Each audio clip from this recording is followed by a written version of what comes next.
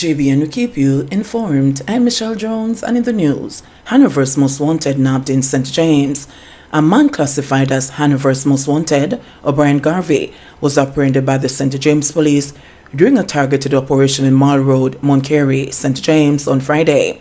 27-year-old Garvey, who goes by three aliases, ISIS, F1 and Rambo, was wanted for wounding with intent in relation to an incident in Moncary district in Hopewell in April.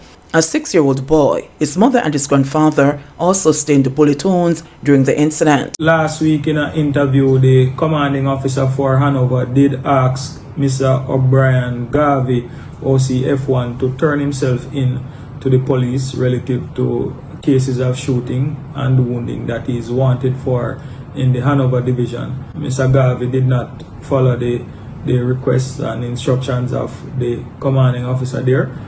Earlier today, a tactical response team that was deployed from the St. James division in a rural community in St. James went in pursuit of Mr. O'Brien Garvey. Garvey was seen. He ran from the police. He was pursued extensively. He was captured by the police. He was taken into custody, and he has been handed over to the detectives in the Hanover division. Would-be assassin shot and killed by off-duty policeman. An assassination attempt was foiled by an off-duty member of the Jamaica Constabulary Force in Old Harbour, St. Catherine, on Friday afternoon. It is understood that the would-be assassin was shot and killed during his failed hit job. Reports are that the masked gunman approached two men in conversation on a busy street in Old Harbour and opened fire.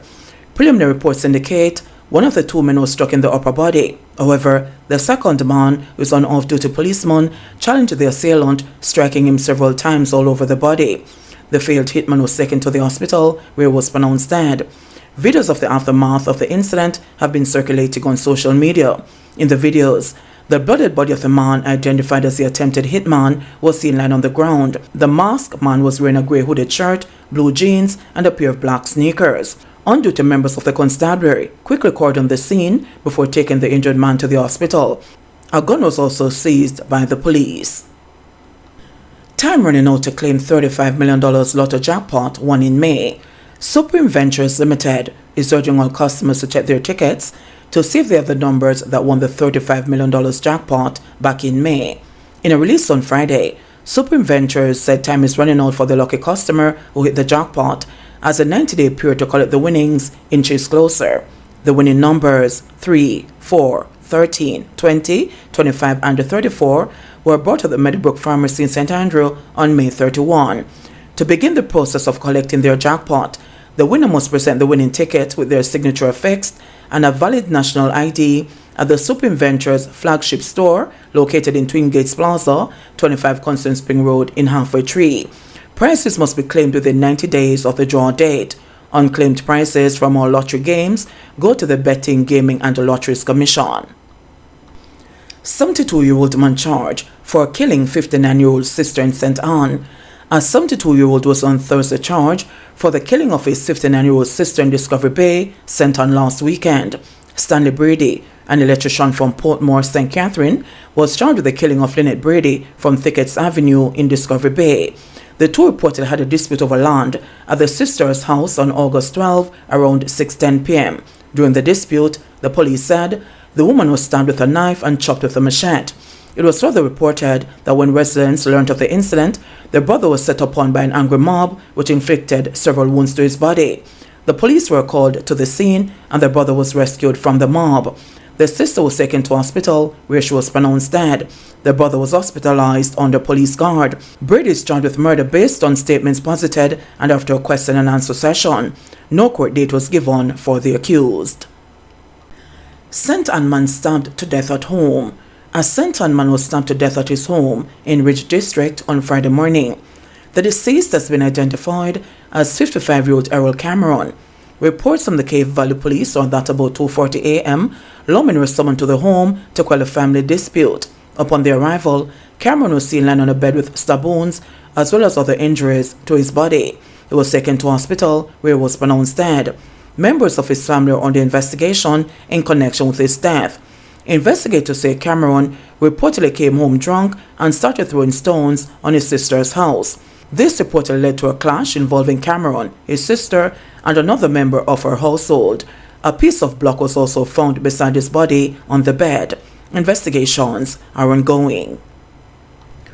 Woman arrested in St. James operation involving U.S. Homeland Security agents.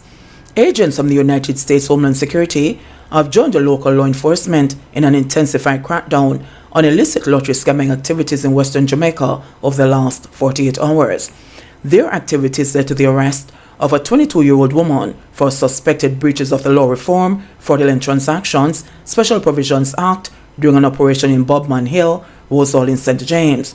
The Corporate Communications Unit, CCU, of the Jamaica Constabulary Force says $15,700 was found during a search of her home, along with a laptop and a cell phone.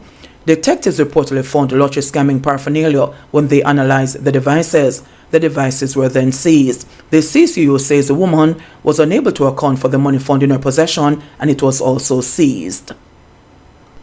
Burn victim Michaela Dunkley back home following treatment overseas. It's home sweet home for 14-year-old burn victim Michaela Dunkley, who is now back on Jamaican soil after receiving medical care in the United States.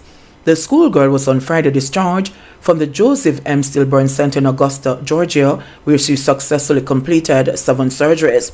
She arrived with her father, Rufima Dunkley, at the Sangster International Airport in St. James on Saturday after spending 2 months in hospital.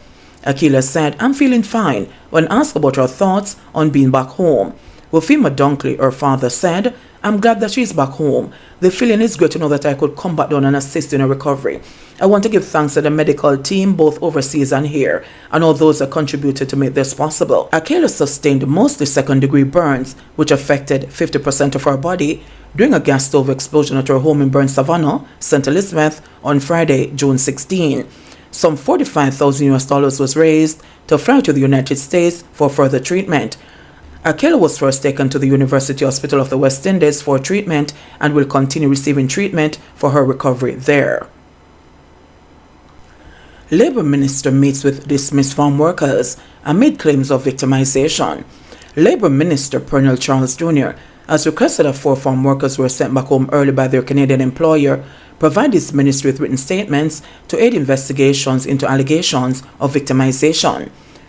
5 workers were sent back home earlier this month, with media reports linking their early dismissal to their involvement in a June protest of their living conditions in Canada. Charles met with 4 repatriated workers on Friday morning to get a first-hand account of the matter. The Labour Ministry said the 5th farm worker, who was also invited, indicated that he was unable to attend. The Labour Ministry said the farm workers expressed their disappointment at returning home earlier than expected and shared concerns about their prospects of future participation in the farm work program. Charles reportedly assured the workers that while the ministry has a vital interest in protecting the integrity of the program, its top priority is to ensure that the rights and interests of the workers are upheld. The workers assured the ministry's team that they have full access to and are aware of the channels provided to them for communicating challenges they experience with their employment, the ministry said.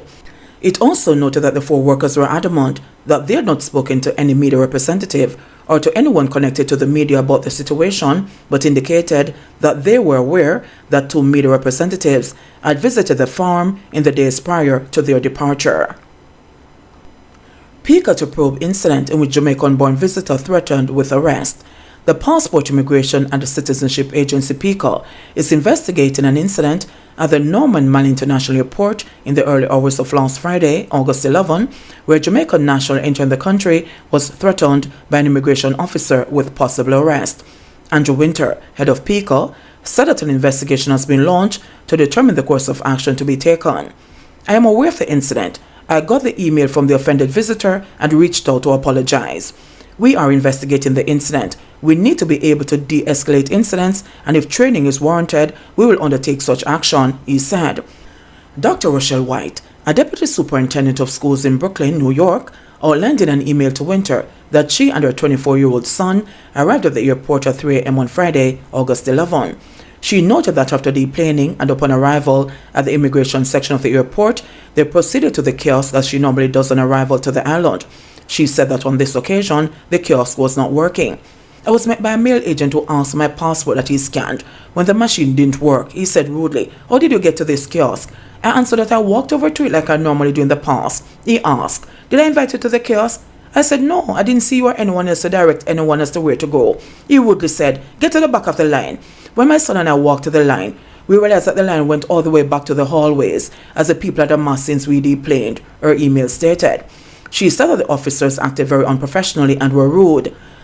I arrived in the country of my birth with my son, who had not visited Jamaica for some 10 years, and this treatment is absolutely unacceptable, unwarranted, and unfortunate, because that experience will forever be etched in my son's memory, she said. She said that she shared with another agent who was said to be a nurse that she was recovering from COVID-19, 3 weeks now, and wished to stand off to the side and wait until it was our turn to be processed. We ended up standing in the line that said special services. The supervisor came over to my son and I and said my son and I cannot be in the line because we would not be processed. I walked off that line and waited over to the side so as not to be in community with 300 to 400 passengers who were not socially distanced. He said he would not speak to me if I didn't get on the line, she said. She said that after waiting for more than an hour, the immigration officer rudely told us he would not process us together and for me to block away from his desk. I asked what was the problem. My son and I are traveling together. He became irate and said that he won't process any of us. My son then told him he would back up so that I can be processed. I handed him my passport and immigration form and rested my phone on the counter. He asked whose phone it was and I told him it was mine. He then said, "You need to turn your phone off." I showed him the phone and said it's off and has been off. He again became irate and began berating me, saying that he would not process my documents, and then called my son up to be processed. My son went up, handed him his passport and form and asked the officer, "Why are you disrespecting my mother like that?" He responded, "Your mother is rude and has an attitude." She said that when her son questioned the treatment being meted out by the officer, he came from behind the desk in a confrontational manner, asking what he was going to do about it. She said that the officer approached her son and she had to de-escalate the situation. He began a tirade of how I think I'm special and who told me I was special. He threatened that he was going to land my son and charge him for being disrespectful. He took my son's documents and went into a room to his supervisor. When he came back out, he asked if I was born in Jamaica and I responded yes. He shared that he can land me and send my son back to New York. I told him that he can send us both back because I would not have my son return to New York without going with him, she recounted. He then went back to the room and the supervisor called my son into the room. She spoke to my son and told him that he is to apologize to the officer. My son shared that he has no problem apologizing to him, but that he too owed me an apology for being disrespectful. I am concerned that had I not known Jamaica was a first-time visitor, that would be the lasting impression that I have. I am requesting a retraining of all immigration officers, but particularly for the officer and the supervisor, to create a welcoming and affirming environment when individuals visit this country. Tourism is a large part of the economy of Jamaica, and these experiences will greatly deter visitors, she said. JBN, we keep you informed. Please remember to subscribe, like, share, leave us a comment, and click the notification bell to receive our daily news items.